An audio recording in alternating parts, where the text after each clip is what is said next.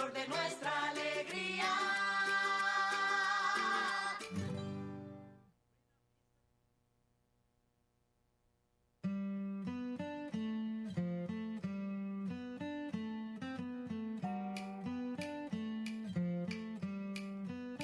Ya están dispuestos, beso y papel, capítulo y risa, tinta y mantel.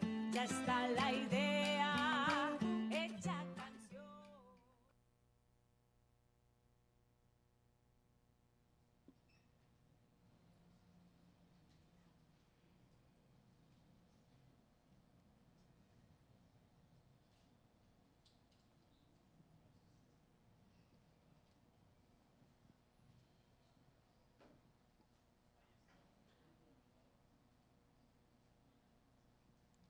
Muy buenas tardes. Todos somos expedicionarios. La experiencia diaria nos transforma y vamos cambiando las maneras de ocupar los espacios, de entender a las personas y de leer la realidad que nos rodea. La Alcaldía de Medellín recuerda a todos los asistentes que el presente evento es de carácter público y es financiado con recursos del municipio de Medellín. Para dar cumplimiento a la Ley de Garantías Electorales, se solicita respetuosamente a candidatos a cargos de elección popular, a sus voceros y representantes, el retiro del presente espacio. La Alcaldía de Medellín les da la bienvenida a la 13ª Fiesta del Libro y la Cultura de Medellín, la ciudad de los libros, un encuentro ciudadano en el que celebramos la palabra, que este año tiene como tema de conversación expediciones. La actividad que tendremos a continuación hace parte de la franja Charlas de la Tarde y está siendo transmitida vía streaming a través de las redes sociales de Parque Explora. Antes de comenzar con la programación de hoy, queremos contarles que durante la actual administración tuvimos la inversión más alta en la historia del arte y la cultura de la ciudad, más de 546.000 millones de pesos entre 2016 y 2019. Esto significa un 25% más que entre 2012 y 2015.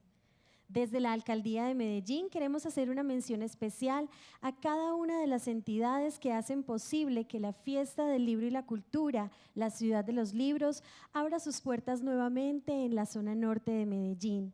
Gracias por hacer parte de este sueño colectivo, gracias por celebrar la lectura, la escritura y la oralidad, por hacer de Medellín una ciudad que respira libros. A la entidad socia, la Biblioteca Pública Piloto, la Casa de Todos, un puente entre tiempos, a los grandes patrocinadores, El Colombiano, Confama, Confenalco Antioquia y Banco Itaú, al patrocinador EPM, a nuestros aliados estratégicos, Sistema de Bibliotecas Públicas de Medellín, Celsia, Confiar, Parque Explora, Jardín Botánico de Medellín, El Tiempo, Universidad de Antioquia, Radiónica RTBC, Fábula El Poder de las Historias y Caracol Radio. Al apoyo de entidades como Metro de Medellín, Reino de los Países Bajos, Acción Cultural Española, Instituto Humboldt e Instituto Goethe. A quienes hacen posible el país invitado, Ministerio de las Culturas, las Artes y el Patrimonio de Chile, a quienes con su apoyo hacen posible el Premio León de Grave al Mérito Literario, la Universidad de AFIT, Grupo Argos, Cementos Argos y Celsia. Gracias, juntos seguimos escribiendo la historia de la ciudad de los libros, una historia en la que todos somos protagonistas. Un dato adicional, ¿sabían que Medellín es la ciudad más lectora de Colombia? Según la encuesta nacional de lectura publicada por el DANE en 2018, el promedio de lectura en Medellín fue de 6.8 libros al año por persona. En esta oportunidad tendremos la charla Fragmentos literarios de un cuerpo femenino. Los dejamos con Margot Glantz desde México, que conversará con Alejandra Toro.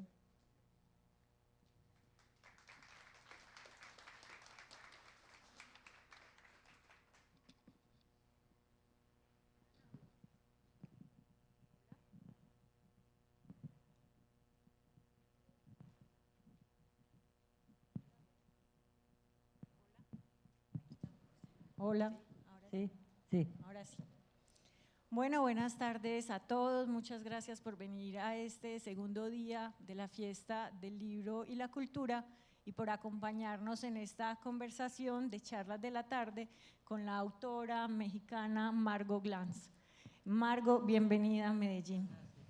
Bueno, yo creo que Margot no necesita presentación. Es una escritora mexicana de larga trayectoria que se ha dedicado no solo a la escritura, a la literatura, sino también a la crítica y a la lectura de la obra literaria desde la academia. Ella tiene, pues voy a mencionar algunas de sus obras más conocidas para que ustedes las vayan recordando y luego las puedan leer. Entre ellas están las genealogías, Zona de derrumbe, El rastro, Coronada de moscas, Yo también me acuerdo. Yo quiero comenzar, Margot, esta conversación preguntándote sobre cuándo fue que empezó esa urgencia de decir. Recientemente salió una entrevista en la revista Arcadia en la que decía que hay una urgencia de decir, pero el primer libro de literatura que publicaste fue a los 48 años. Mi pregunta es si la literatura te venía acompañando siempre y solamente decidiste publicar a los 48 años, o si hubo un proceso entre ser académica y luego convertirse en escritora.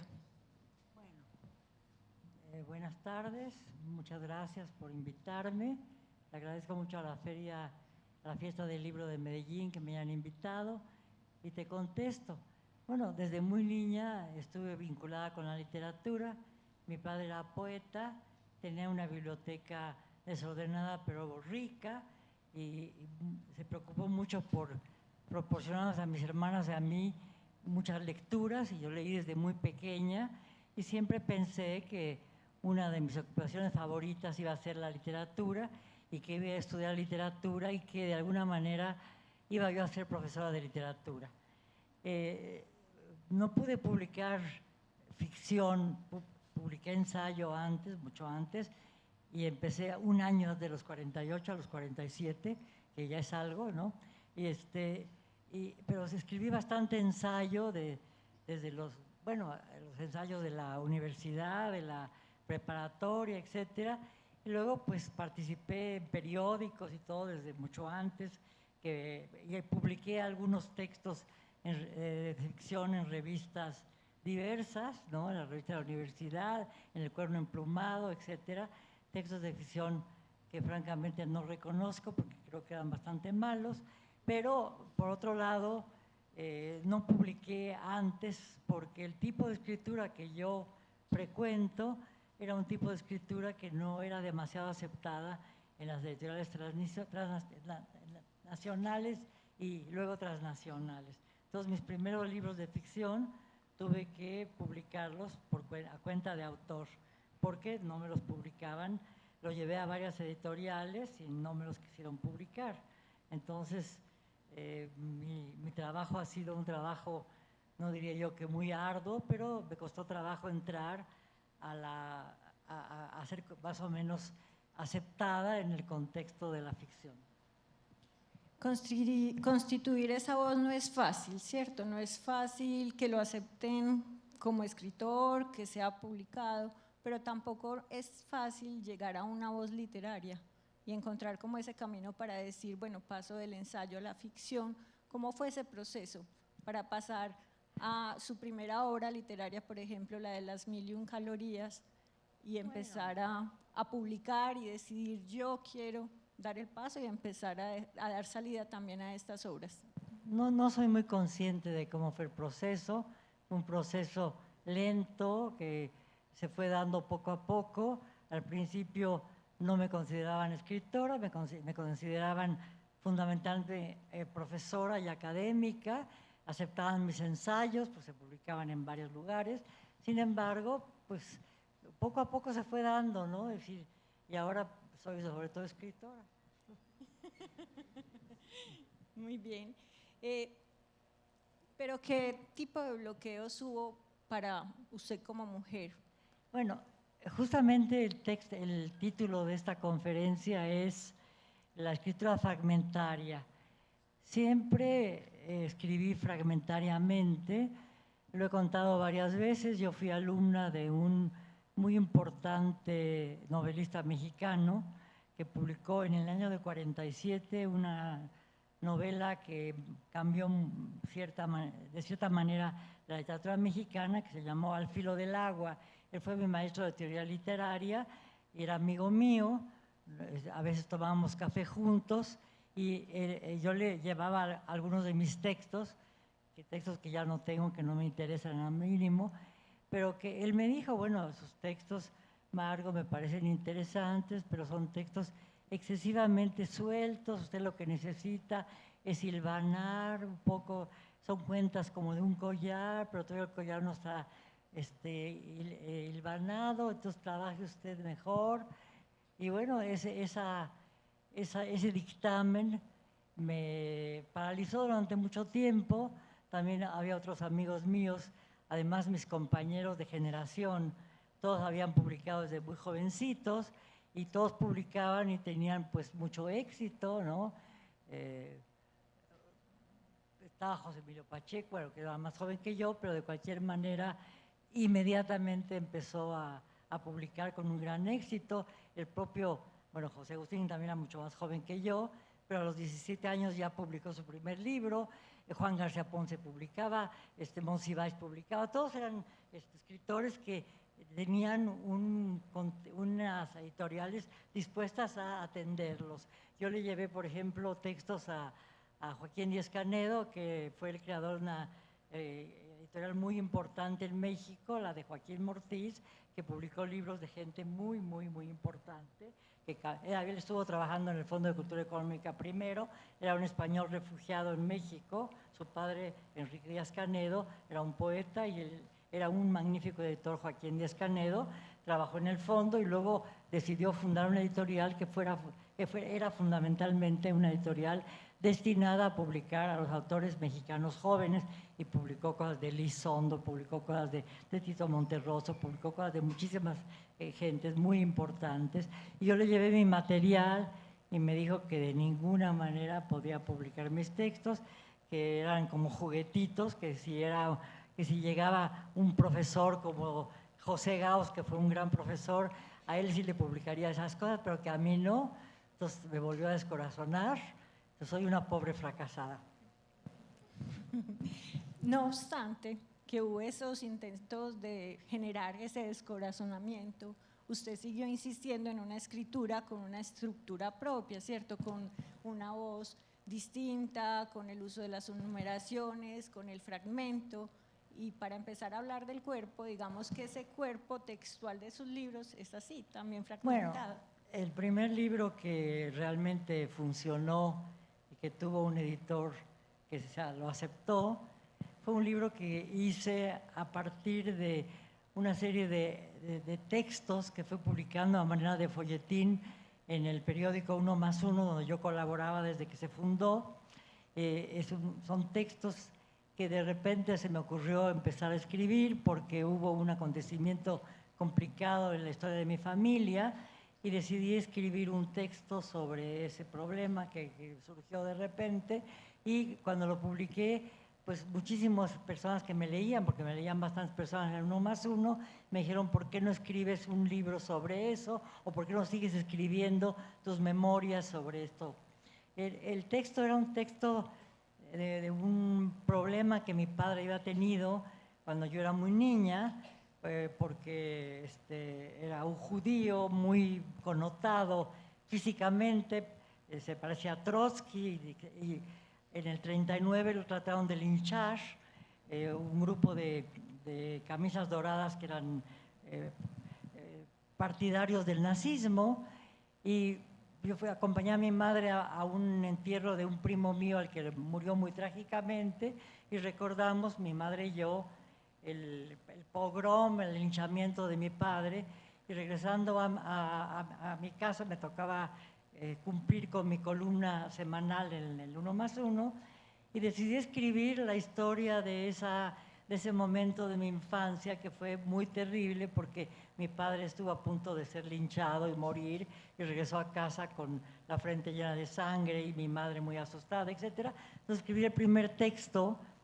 que gustó mucho y decidí que, bueno, yo ya estaba bastante grande, mis padres eran más grandes aún, que era muy importante que yo me diera cuenta de quién eran realmente mis padres, porque uno conoce a sus padres, pero visceralmente, a veces no conoce muy bien la historia de sus padres, y mis padres eran emigrantes judíos que venían de Ucrania.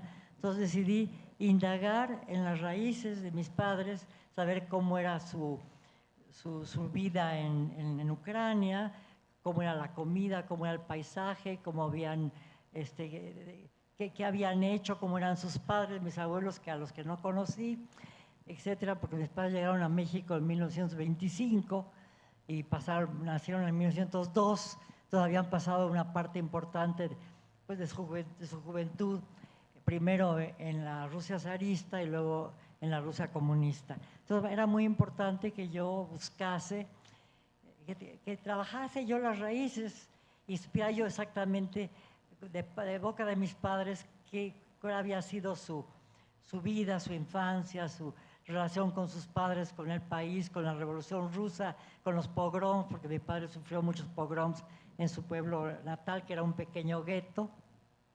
Entonces empecé a hacer entrevistas con mis padres, empecé a hacer publicaciones semanales en Uno Más Uno. Cuando llevaba yo como 10 textos, me di cuenta que eran una especie de genealogías. Inmediatamente le puse a la columna las genealogías y trabajé más de un año en eso, recorriendo la vida de mis padres, pero en última instancia acabé inmiscuyéndome yo y apareció mi autobiografía también en medio de la biografía de mis padres.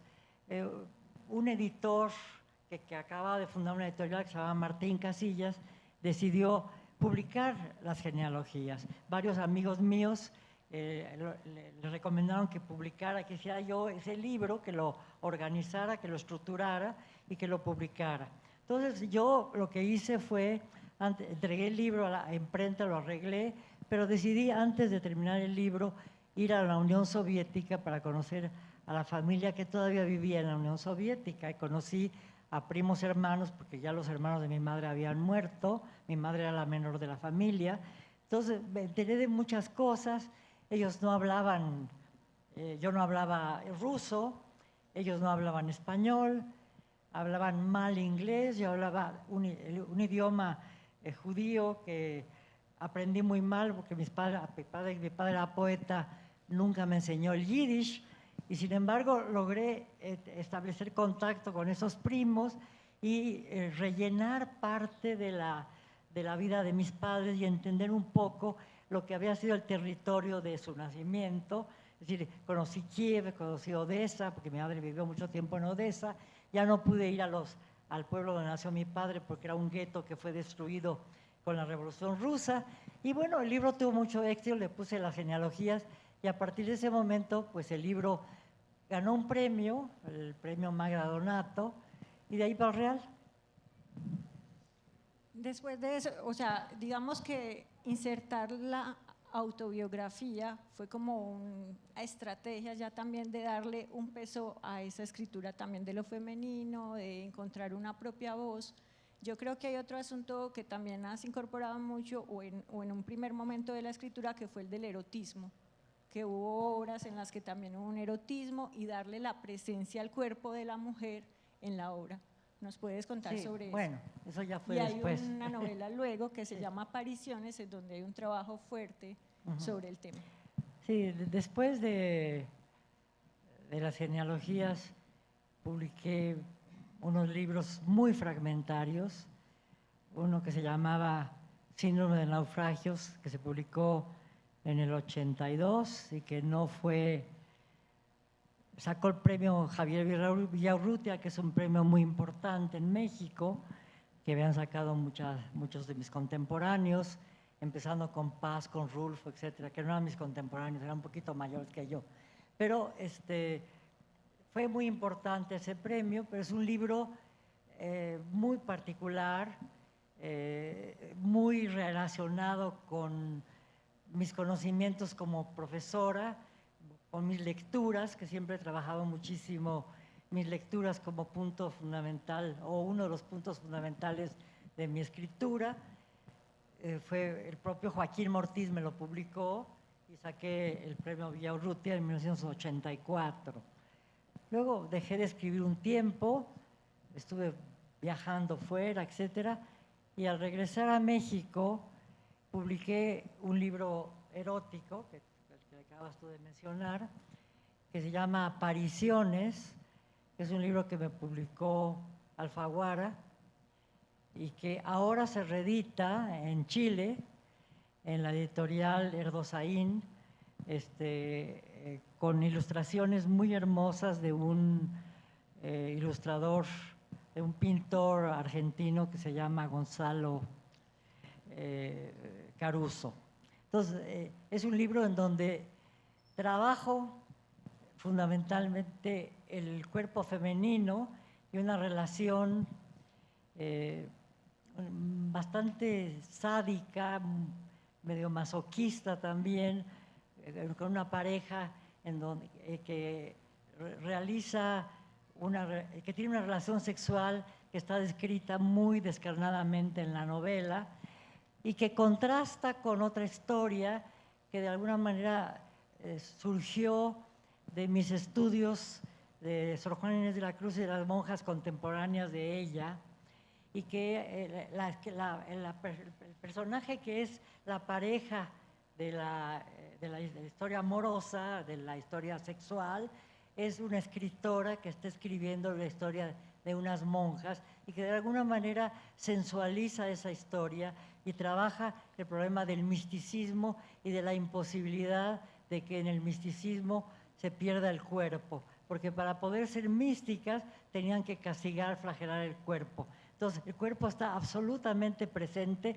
para tratar de que desaparezca. Entonces, todo el texto, trabajé la historia de dos monjas que inventé, pero que tomaba en cuenta también algunas de las cosas que había yo leído, porque trabajé mucho a Sor Juana y trabajé mucho también a la monja contemporánea en su tiempo, pero hice un trabajo de ficción en donde esas monjas contrastaban, tenían un amor, bueno, flagelaban su cuerpo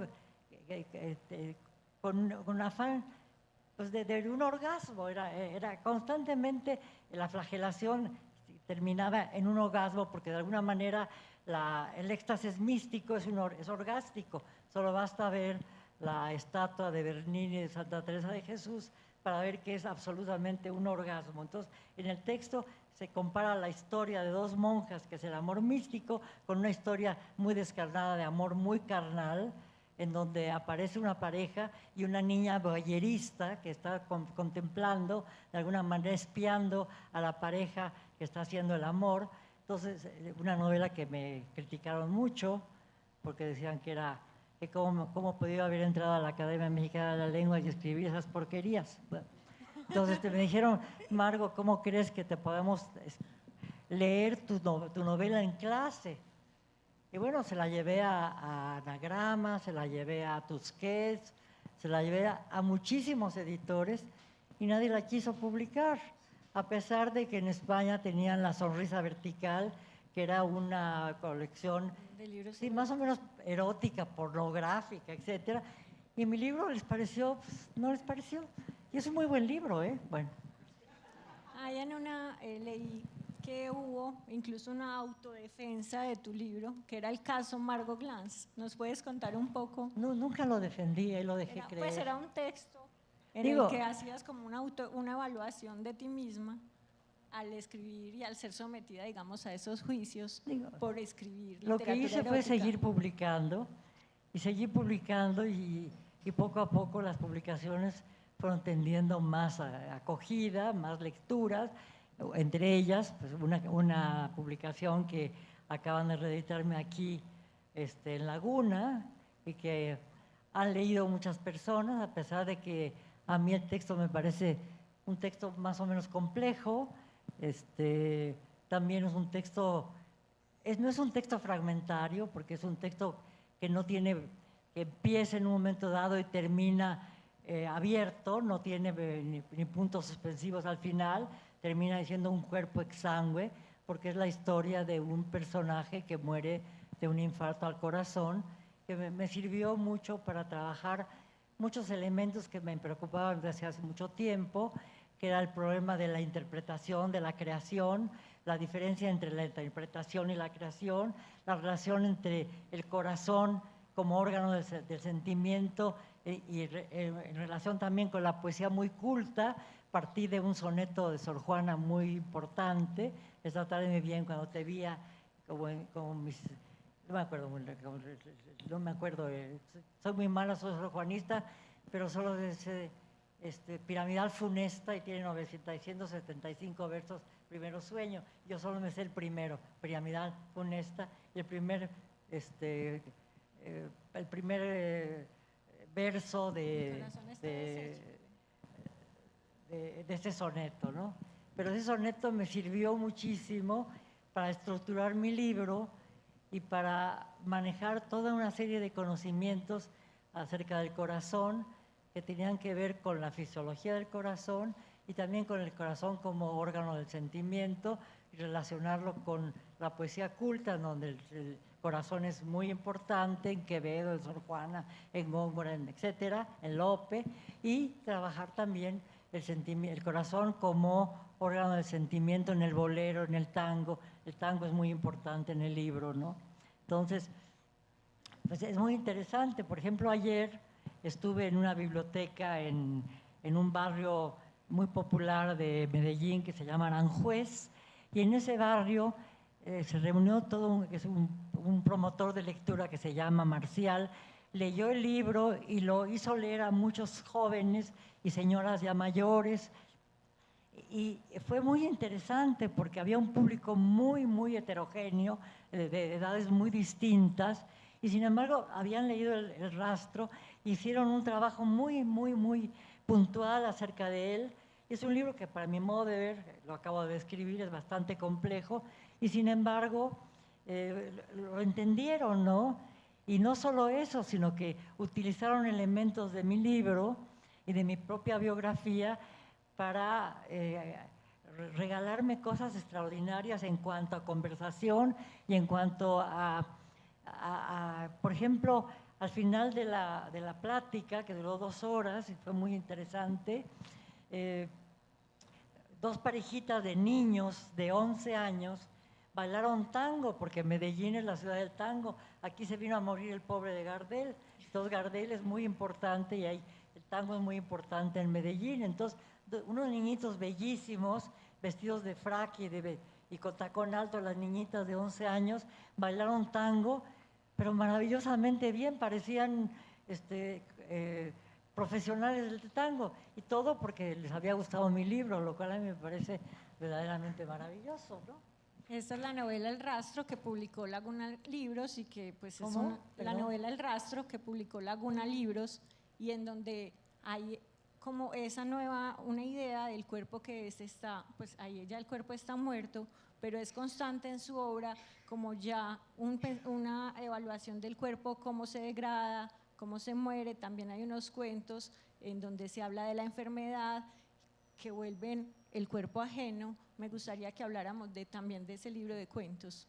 Sí, bueno, en el rastro hay un momento en que la protagonista, que ha asistido al entierro de su ex marido y que se siente totalmente extraña en ese contexto, en un pueblo en donde hay un entierro completamente pueblerino, que aparecen personajes de todas las clases sociales y de todos los estratos, como una especie de entierro medieval. La protagonista se siente muy sorprendida de volver a ver a gente que no ha vuelto a ver, empieza a manejarse las cosas de chismes de un entierro, toda una serie de cosas que están sucediendo, y de repente la protagonista tiene un flashback y recuerda momentos de gran erotismo en relación con aquel marido que ya está exangüe, y el libro empieza a volverse erótico, porque de alguna forma, eso me interesa mucho ser erótica, pero en los libros, no importa. Entonces, llega un momento en que hay una especie como de resurrección del personaje, porque la protagonista recuerda momentos muy vitales de su relación con ese personaje. Entonces, el problema del erotismo no solo me interesa explorarlo en mis libros, me interesa muchísimo explorarlo en la academia. He hecho muchísimos ensayos sobre erotismo, he trabajado muchísimo autores y justamente en Apariciones aparece de una manera muy particular la idea del goce y el sadismo, el sometimiento de la pareja, que mucha gente me decía que era un libro poco feminista, pero yo pienso que es un libro muy feminista, porque hay una niña que es absolutamente rebelde a lo que el personaje, el hombre de la pareja quiere que ella sea, porque quiere que sea una niña muy, muy, muy seria y que se porte como una señorita. Y la niña lo que le gusta es abrir las piernas. Entonces en el libro hay una indagación de un problema que a mí siempre me pareció muy interesante. ¿Por qué las mujeres que montaban a caballo no podían montar a caballo con las piernas abiertas? ¿Por qué las mujeres que tocaban cello eran perseguidas y cuando estaban en un convento y tocaban el cello, las monjas decían que era obsceno, que era sacrílego, que no se podía tocar el cello, que podían tocar otros instrumentos, pero no el cello? Entonces, en la novela indago esa relación del cuerpo de la mujer con una posición que se considera inmediatamente erótica. ¿Sí? Como solo abrir las piernas es la sexualidad, y como una niña no debe abrir las piernas frente a un público X, ¿no? Entonces, eso les pareció muy feo a mucha gente, pero a mí me pareció muy interesante trabajar ese problema del cuerpo femenino y de las posiciones que el cuerpo femenino puede desplegar públicamente, ¿no? Ahora ya eso no importa en absoluto, pero era importante. También en el texto había yo trabajado mucho a un pintor del siglo XVIII inglés que se llamaba Stubbs, que era un pintor de caballos. Era un pintor que los nobles ingleses, los nobles rurales, compraban mucho porque los caballos eran muy importantes para ellos, a veces mucho más que sus mujeres. Entonces, hay una pintura que me llamó mucho la atención y que fue restaurada, en donde se veía a un personaje masculino montado sobre un caballo con una actitud bastante femenina. Un restaurador se puso a trabajar el cuadro y se dio cuenta que debajo de ese personaje masculino había una silueta femenina. Y esa silueta femenina era una mujer que estaba montada a caballo, pero de lado, como se montaban las amazonas en el siglo XVIII. Y me pareció muy interesante recuperar toda esa historia, y la historia de la sexualidad, la historia de los caballos, la historia de cómo se planteaba la relación en sociedad con las mujeres, y aún en un medio rural en donde los caballos eran tan importantes, las mujeres tenían que montar de lado y no a horcajadas. Entonces, todo ese tipo de cosas lo fui explorando en el libro. Me parece muy interesante. Además, pues digamos, de la pintura, también, por ejemplo, hay muchas referencias musicales, y uno de los aspectos más llamativos del rastro es, digamos, una estructura musical que está identificada como un juego con las variaciones Goldberg. Todo ese, como traer todas esas referencias, no solo de poetas, de pintores, de artistas, de la música a las obras, ¿cómo ha sido para enriquecer ese proceso? Bueno, en Apariciones trabajo este tema, está lo de la amazona, está lo de montar a horcajada, está lo de la niña, pero en el rastro también se plantea lo mismo, porque, bueno, no se plantea lo mismo, pero sigue un poco el hilo de Apariciones, en el sentido en que la protagonista, Nora García, es chelista, y el muerto, que se llama Juan, es un personaje que tocaba el piano y era compositor. Entonces era muy importante para mí plantear esta pareja en donde la mujer era la chelista y el hombre era el pianista, ¿no?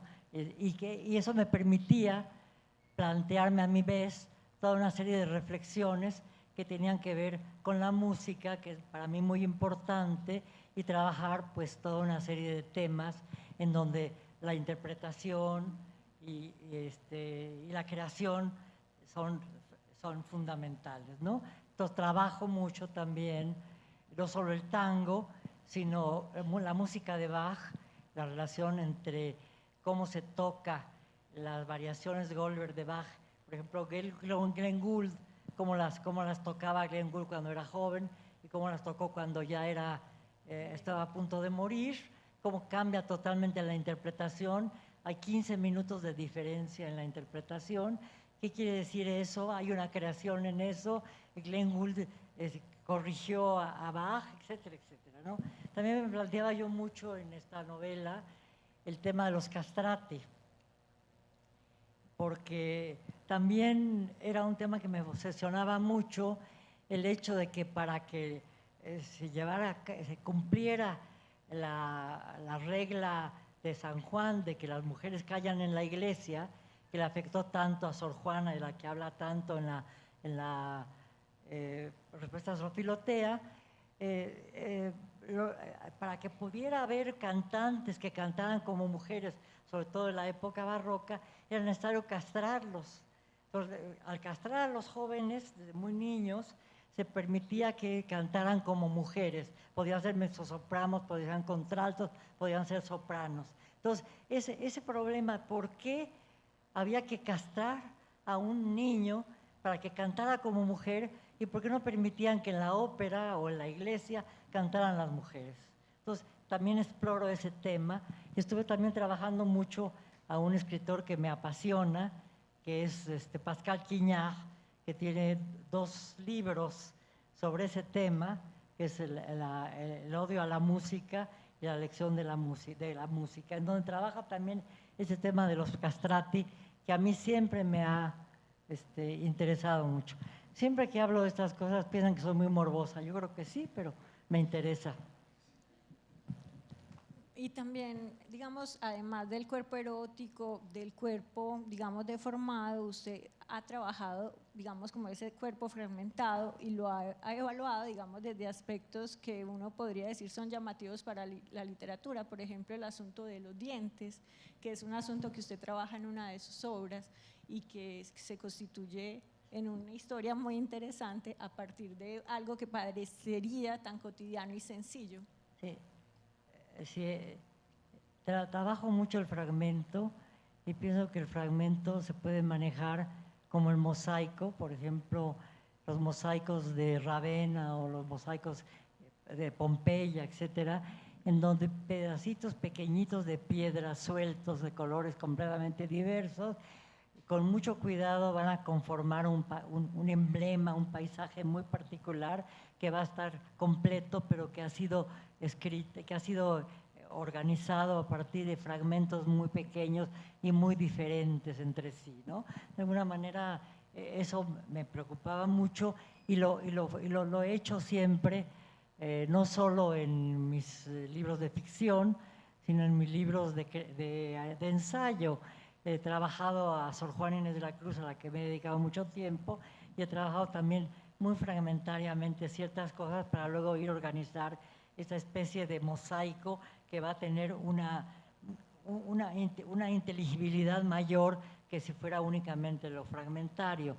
También me interesa mucho lo fragmentario en el cuerpo, es decir, fijarme en una parte de la anatomía y escribir cosas sobre esa parte de la anatomía. Y generalmente he trabajado mucho sobre la anatomía femenina, porque desde muy niña me interesó mucho ver cómo en la literatura tradicional el cuerpo femenino era siempre explorado, no siempre, pero la mayor parte de las veces explorado por una mirada masculina que lo determinaba, ¿no? Entonces, cómo volver a desmontar el cuerpo femenino a partir de lo femenino, con una mirada femenina, eso lo fui trabajando muchísimo en mis ensayos. Por ejemplo, tengo un ensayo sobre la Malinche, que fue un personaje muy importante en México, porque fue intérprete y que era conocida como la lengua. Entonces me parecía muy interesante explorar por qué un personaje que se dedicaba a interpretar se utilizaba absolutamente en forma sinecdóquica, es decir, solo contaba una parte, un fragmento de su cuerpo, la lengua. Y como Malinche era conocida como la lengua que yo hube, dice Cortés. Entonces, ese tema de un fragmento del cuerpo que es tomar la parte por el todo, me parecía muy interesante de explorar no solo en mis ensayos, sino de explorar también en mis propias obras de ficción. Entonces trabajo, por ejemplo, tengo un texto sobre los senos, tengo un texto sobre la boca, tengo un texto sobre los tobillos, sobre los pies, sobre los dientes, etcétera, en donde mi obsesión está totalmente centrada en esa parte del cuerpo, pero esa parte del cuerpo va a formar cuerpos más completos que tienen que ver con ese fragmento, pero que son cuerpos que emergen de ese fragmento. Y hay una preocupación actual por la degradación del cuerpo, por la enfermedad, por la muerte. Esa preocupación se extiende también, por ejemplo, a una preocupación por la degradación de la naturaleza, de la degradación social. Bueno, cuando era más joven estaba yo más preocupada por el erotismo. A medida que voy envejeciendo, que estoy envejeciendo a pasos agigantados, el problema del cuerpo enfermo, el problema de la relación con la muerte, es un problema muy importante para mí, es un problema que exploro en mis textos, es decir, tanto como exploro el cuerpo erótico, exploro el cuerpo enfermo. Y bueno, cuando hago un libro sobre los dientes, por breve herida, trabajo el problema, bueno, siempre hablo de problemas, no son tan problemáticos, pero en fin, es decir, hay una cosa que a todos nos afecta enormemente, que es la ida al dentista. Entonces yo iba al dentista de una manera consuetudinaria, porque todos tenemos que cuidarnos los dientes. Yo tenía que esperar en la sala de espera del dentista y tenía yo luego que pasar al consultorio del dentista y que empezara a hurgar en mi dentadura y a ver qué sentía yo, qué pasaba. Y fue muy importante trabajar ese problema, esa relación con la enfermedad en una parte del cuerpo, que es una parte del cuerpo fundamental, la boca, los dientes, etcétera, con la que comemos, con la que hablamos, con la lengua, todo eso. Y entonces me puse a escribir un libro, pero relacioné el libro con la lectura, porque mi dentista era un dentista muy importante, muy conocido, extraordinario dentista, pero tenía uno que esperar horas, a veces esperaba 1 o 2 horas en la sala de espera. Entonces yo llevaba montones de libros, llevaba yo libros muy importantes, a Rulfo, a Sor Juana, a Góngora, a novelas de Sebald, etcétera, y también llevaba yo el Lola o llevaba yo revistas como el Vanity, etcétera, que tomaba yo de la mesa del dentista. Entonces el libro también es una reflexión sobre la lectura, que para mí es muy importante, porque toda mi vida he sido sobre todo lectora más que escritora. Además de Sor Juana y Rulfo, que han sido, digamos, autores que acabas de mencionar, y a Sor Juana que la has trabajado mucho, ¿qué otros autores han sido referentes para la propia escritura? Dentro, por ejemplo, de esa idea de la escritura fragmentaria, experimental. Bueno, desde muy niña, como dije hace un momento, leí mucho, era yo muy jovencita, y en la biblioteca de mi padre, me encontré, bueno, aparte de que mi padre nos regalaba muchos libros de mitología griega, que mi padre estaba suscrito a revistas argentinas, tenía el Sur, de decir, había muchos números de Sur, Borges pululaba por mi casa sin saber que era Borges, y un día me encontré con la Metamorfosis de Kafka, traducida justamente por Borges. Entonces, una de mis primeras entradas a la literatura fue ese maravillosísimo cuento de Kafka, La Metamorfosis, un cuento fundamental. Y además entré a leer a Borges sin saber que era Borges, porque era una traducción de Borges. Luego leí, también muy jovencita, a los 16, 15 años, Palmeras salvajes de Faulkner, que también era una traducción de Borges, aunque se dice que probablemente no era Borges, que era su mamá y que él corregía, etcétera. De todas maneras, la impronta del lenguaje de Borges estaba allí.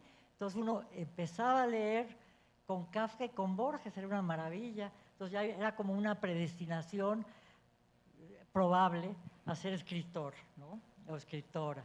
Entonces, eso fue muy importante. Y en el último libro que escribí, que se llama Y por mirarlo todo nada veía, que es un verso de Sor Juana Inés de la Cruz del Sueño, mi libro empieza, es un libro en donde tomé muy en cuenta la fragmentación absoluta de las redes sociales y a partir del Twitter, que yo frecuento mucho, en donde había una cantidad enorme de noticias que me parecían absolutamente imposibles de contener, porque había tal cantidad de noticias, tan fugaces, tan evanescentes, tan contradictorias, tan poco jerarquizadas, que dije, tengo que hacer algo con este material que me parece muy interesante y preguntarme qué es lo más importante, lo más banal que está dado, lo más terrible. Y empecé a escribir mi libro haciendo un catálogo de frases y luego tratando de estructurarlo. Y cuando lo decidí empezar, lo empecé varias veces y empecé con un texto muy interesante a mi modo de ver, que ya lo he dicho muchas veces. Tomé la primera frase, ¿qué es lo más importante? Que una luna llena, azul y ensangrentada hubiese aparecido en el cielo el 28 de enero de 2018, que me parecía un principio poético maravilloso y que además me había apasionado mucho ver esa luna. Y luego seguí con un fragmento del diario de Kafka que leí también muy niña y que decía, estoy en casa de Max Brod y conocí a una mujer que me pareció totalmente anodina, que tenía un rostro que mostraba abiertamente su vacío. Entonces me pareció maravilloso poner esa frase, además tomar en cuenta que después de esa frase, Kafka empezó a tener una correspondencia muy larga con Felice, que es esa mujer cuyo rostro era vacío, se llamaba Felice Bauer. Entonces durante 5 años fue su novio, un novio más bien de correspondencia, ¿no? Que la conocimos, la correspondencia, porque Felice decidió, dejó Berlín, se fue a Estados Unidos, se casó con otro hombre y sin embargo conservó la correspondencia durante muchísimo tiempo hasta que un día decidió venderla. Afortunadamente esa correspondencia se publicó en los años 70, 80, no me acuerdo, 70 creo, y Canetti escribió un libro precioso que se llama El otro proceso de Kafka. Entonces a mí me parecía muy interesante ver qué pasaba con esa frase. Y lo que pasaba con esa frase, y lo pone Kafka en su diario, es que empezó a escribir la metamorfosis. Es decir, que al ver el rostro vacío de una mujer que lo llevaba abiertamente ese vacío, escribe la metamorfosis, que es uno de los textos literarios más importantes que se han producido en el siglo XX. Entonces digo, yo no podía empezar un texto en que no tomara yo en cuenta a Kafka, porque tomo en cuenta las noticias que me van surgiendo y que me parecen importantes, de contrastarlas para tratar de encontrar una jerarquización en lo que está pasando en el mundo, pero también era para mí muy importante dentro de ese libro organizar toda una serie de textos que hicieran una especie de autobiografía literaria. Entonces empiezo con Kafka, porque Kafka fue muy importante para mí, Faulkner fue muy importante para mí. Y luego, pues, muchísimos autores, recientemente, Sebald, Markson, Lydia Davis, Quiñar, en fin, hay muchísimos autores que para mí son Benjamin, son autores que son, bueno, evidentemente Sor Juana, Rulfo, Nelly Campobello, la Revolución Mexicana, Salvador Elizondo, Sergio Pitol, Mario Bellatín, etcétera. Todos esos personajes que me interesan muchísimo y que son referentes y que aparecen de una manera muy fragmentaria, muy despedazada en este libro que acabo de mencionar, Por mirarlo todo nada veía, que también es una especie de autobiografía personal que se inició con las genealogías. Es decir, que de alguna manera nunca he dejado ese filón. Es decir, voy tomando ciertos temas que me obsesionan y lo voy explorando a lo largo de mi escritura, tanto académica como ficcional. Una escritura que ha explorado ahora y también viene de la mano de las redes, del Twitter, es la escritura aforística. Hay recientemente un libro que yo también me acuerdo, en donde hay pequeños aforismos y es una recuperación, digamos, de la memoria a través de esa frase detonadora. Sí. Bueno, ayer tuve una conversación con Carolina Sanín, ambas son muy tuiteras. Ella lleva un año tuiteando, ya tiene 66,000 seguidores, cosa que me da una gran envidia. Yo llevo casi 7 años o 8 años tuiteando y tengo solo 35,000. Entonces me dio casi me aniquilé cuando supe que ya tenía 66,000 en un año, pero ambas somos frecuentamos enormemente las redes sociales. Pero a mí las redes sociales me interesan también mucho como un problema político y ético, y creo que en este libro lo trabajo. También lo trabajo mucho en otro libro anterior que se llama Yo también me acuerdo, que es un libro que traté de organizar siguiendo una genealogía literaria que para mí es muy importante, que es la de Perec y Joe Brennan.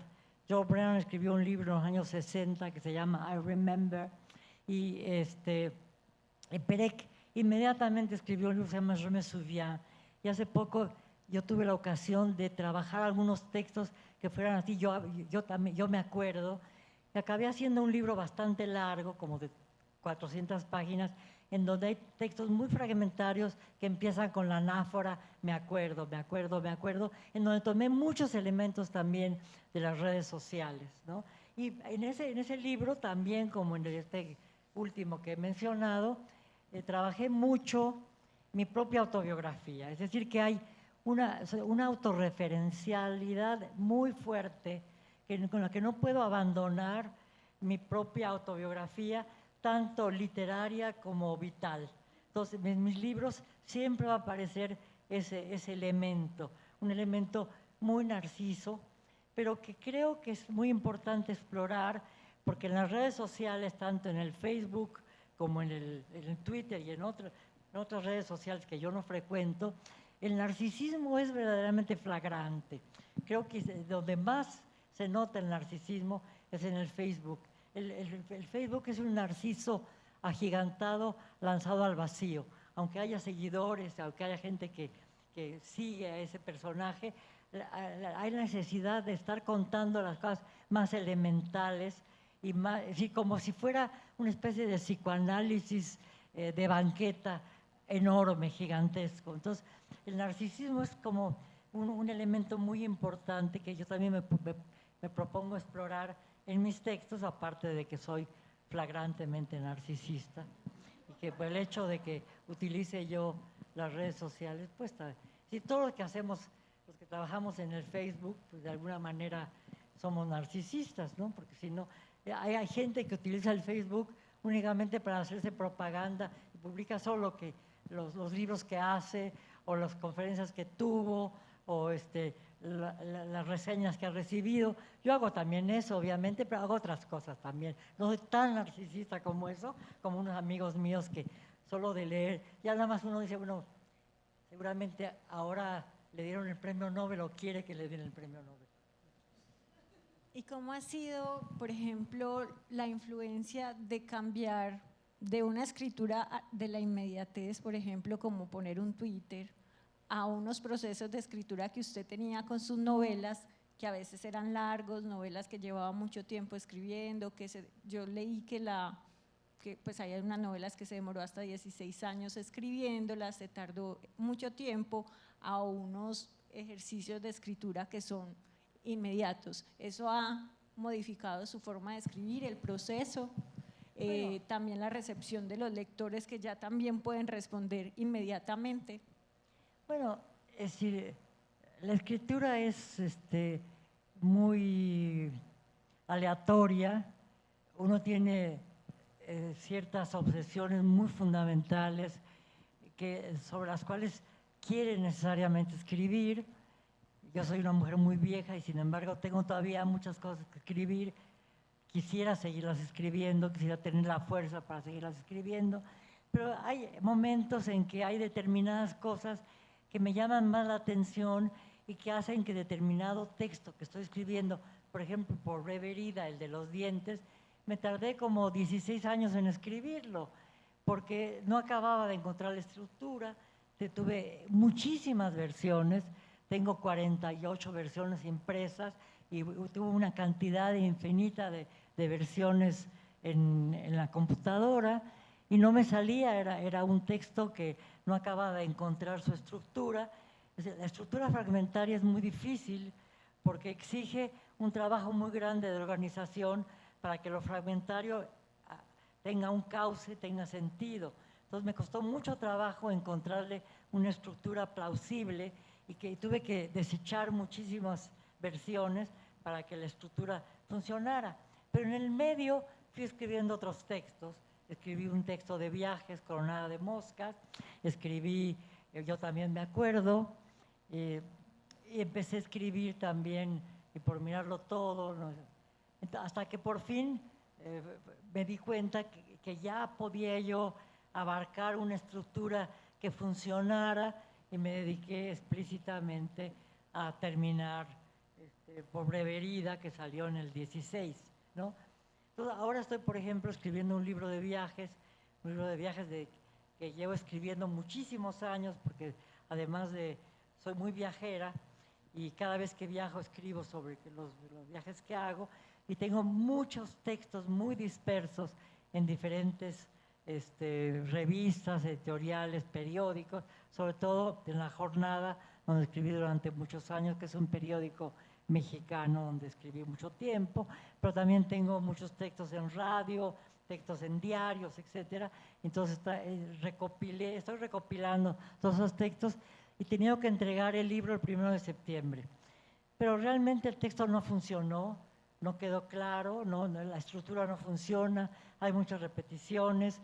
Tengo que preocuparme porque esa fragmentación y esa frecuentación de espacios, de territorios, de temporalidades muy diferentes adquieran una coherencia.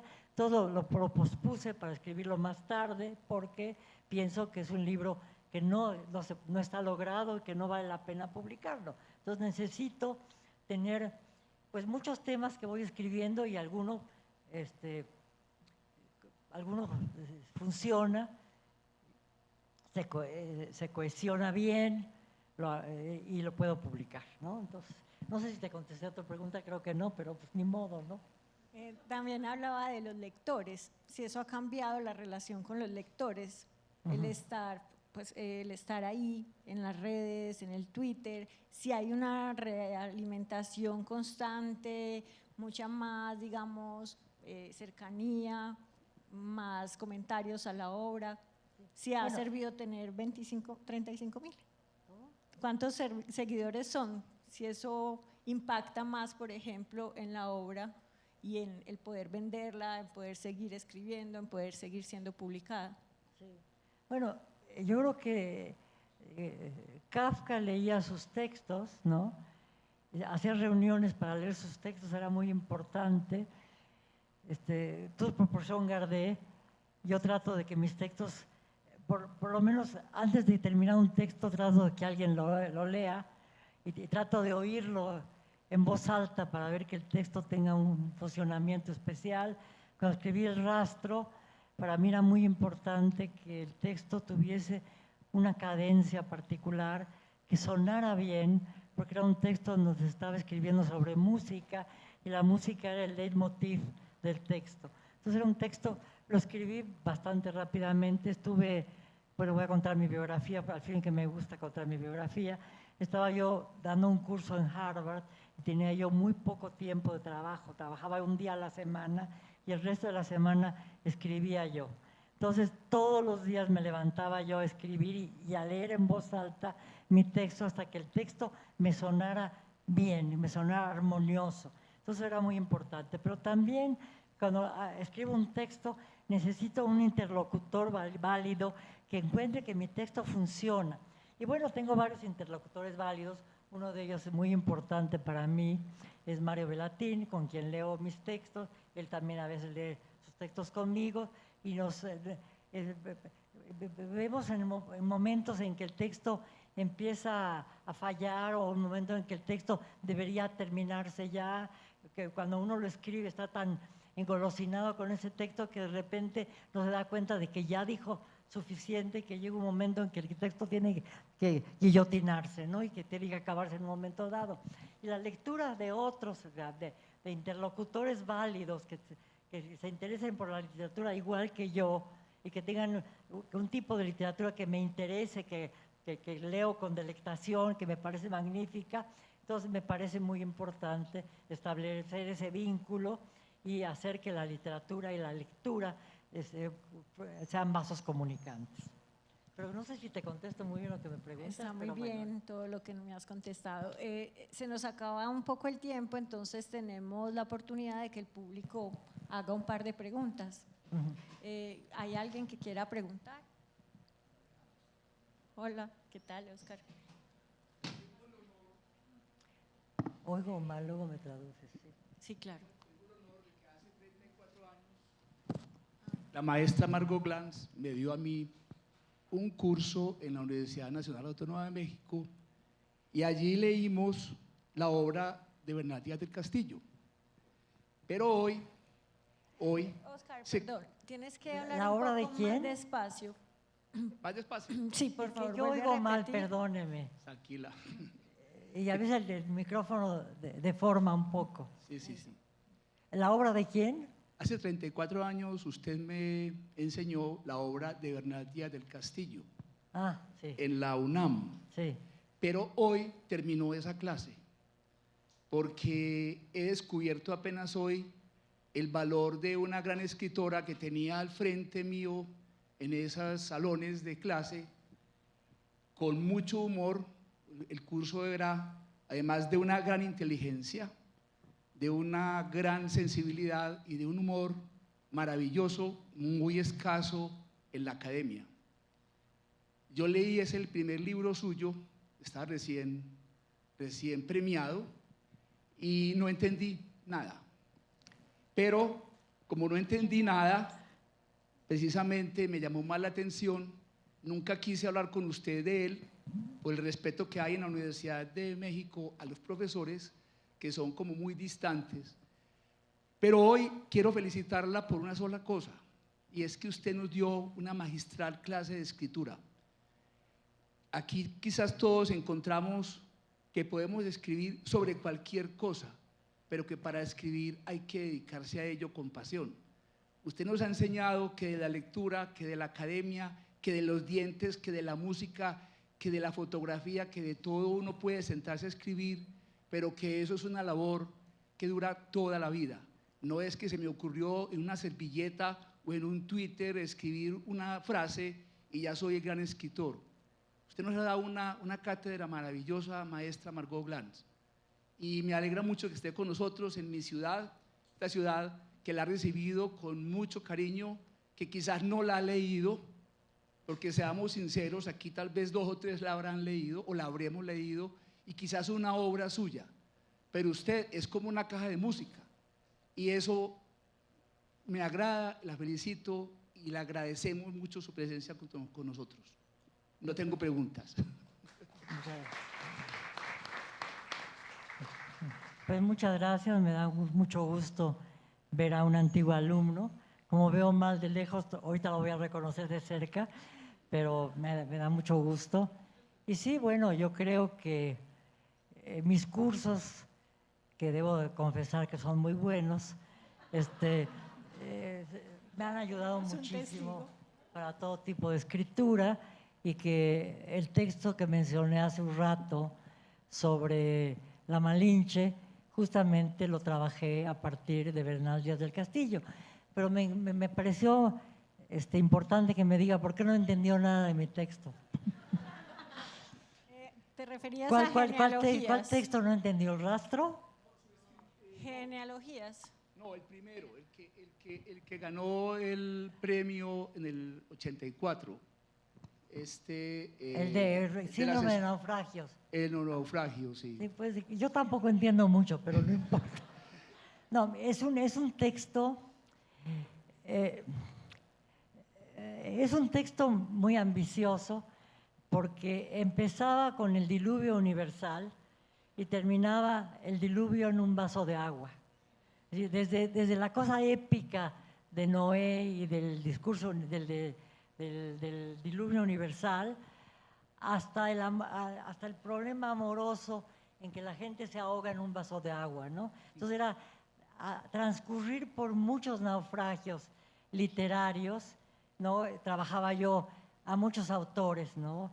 Desde la Biblia, trabajaba yo el Gilgamesh, es decir, era un libro en donde muchas de mis lecturas, muy diversas y muy heterogéneas, ¿no? Bueno, que es lo mismo, aparecían. Entonces, y creo que no, me gané un premio, que bueno, porque me sirvió mucho, pero creo que es un libro que nunca se ha vuelto a editar, ¿no? Y yo ni siquiera lo he vuelto a leer, ¿no? Entonces, no sé si vale la pena, si yo lo entendería, pero en fin, es un libro que es un libro muy importante para mí porque fue un escalón en mi escritura para que me fuera reconociendo, porque el premio Villaurrutia es un premio importante en México y pues como que me destapó, ¿no? Ahora me lo dieron como con 5 otros, lo cual no fue muy elegante. Mientras hay más preguntas, bueno, señalar que claro, parte de que esté aquí Margot Glantz, de que la inviten en la Fiesta del Libro y la Cultura, es la oportunidad de que la conozcan nuevos lectores, de que la conozcan los lectores de Medellín y de que la empecemos a leer. Hoy ya tenemos libros de Margot Glantz aquí, teníamos apenas el de Laguna Libros, pero ya hoy hay una mesita con libros que trajeron otros editores, entonces ya hoy podemos también empezar a leerte con mucha más fluidez en Medellín. ¿Hay alguien que tenga otra pregunta? Por favor.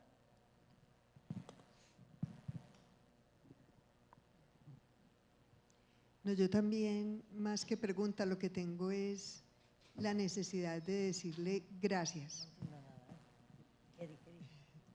Que yo, Margot, yo más bien, Duro, más cerca, por favor, y más bien claro. que una pregunta, Sí. Así. lo que tengo es la necesidad de decirte gracias, porque nos inundas de vida. Es que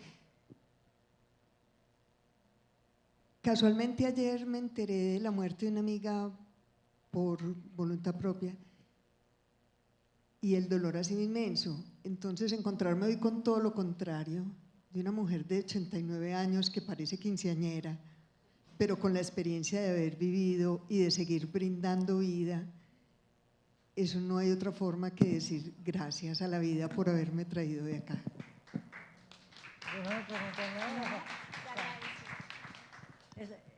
Bueno, gracias a la vida. Esa fue Julieta Parra. Muchas gracias. ¿Alguien tiene una pregunta más? Bueno, no, entonces, Margot, mil gracias por estar en Medellín. Mario, Mil muchas gracias. Muchas gracias.